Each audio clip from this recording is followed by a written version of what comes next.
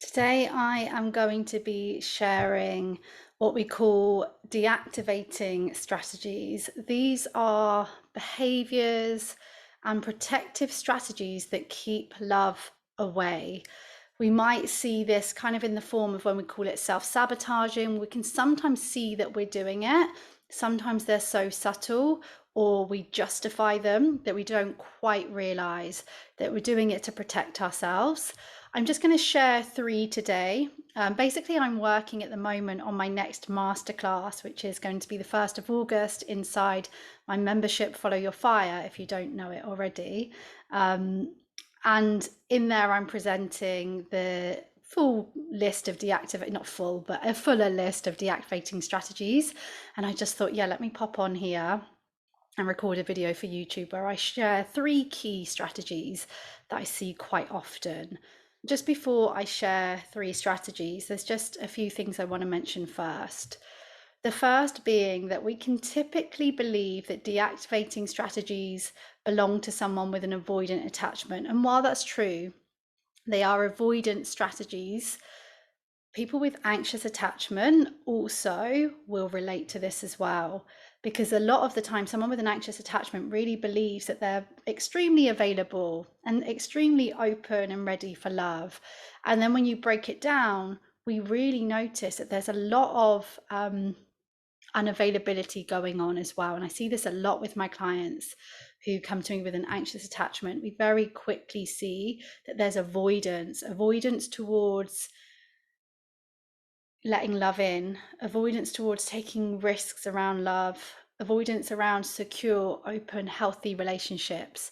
So this is not just going to be relatable to people with an avoidance strategy. Another reminder is that as I go through these strategies, you are not these strategies. You may display these strategies.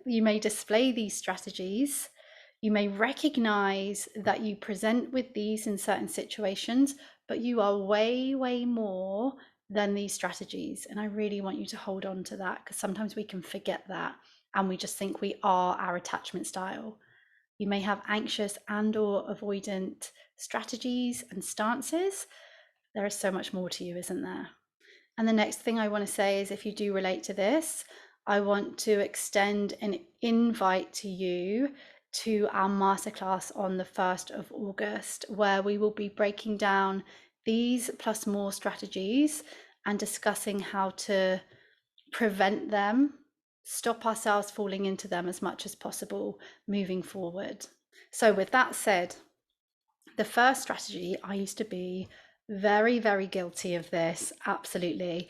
It's focusing on small imperfections, finding all of the things that aren't right and really making a big deal about them a lot of the time and searching for them and dismissing in that process what you value and what went well and what could go well. We just focus on what wasn't right, and that can really limit our options.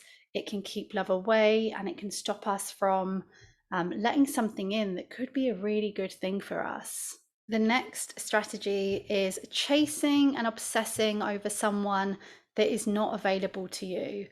Again, definitely been there myself. That unrequited love, that obsession over someone, thinking about someone non-stop, closing yourself off to other potential because you are focused on this person who is not able to show up in the way that you say that you want, who is not able to change and meet your needs and be there for you in the way that you say that you want. Now, this might be someone who is giving you crumbs. It might be someone who's hot and cold. And that's a really difficult one, right? Is that crumb, that when it is hot, that's those moments where you feel like, well, you're getting that need met. And that can really keep you hooked.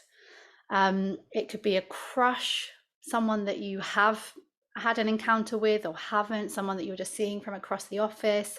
It could be an ex, it could be someone who's married, a fantasy figure, someone who is not available emotionally and or physically. I just want to take a moment to ask you to subscribe to this channel and like this video.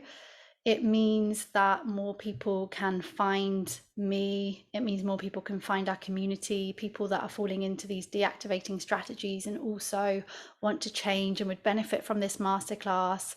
It gives them more of a chance of finding us, and we know what they're going through, right?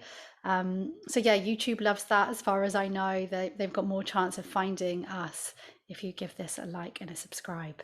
So yeah, that's my request done. The next is pulling away when things are going well, suddenly getting the ick, feeling annoyed by something that they've said or done, questioning yourself over and over again about whether or not this is right, and really just getting, yeah, more contracted feelings around their presence and contact with them, whereas before it might have felt a bit easier. But maybe as things are progressing, you're starting to notice this. You can see it in my body language, more of that like contraction. And so we start to pull away, we start to cancel the dates, we start to question it more, we start to pick a little bit more, thinking of that first point as well. So like I say, you are not these strategies.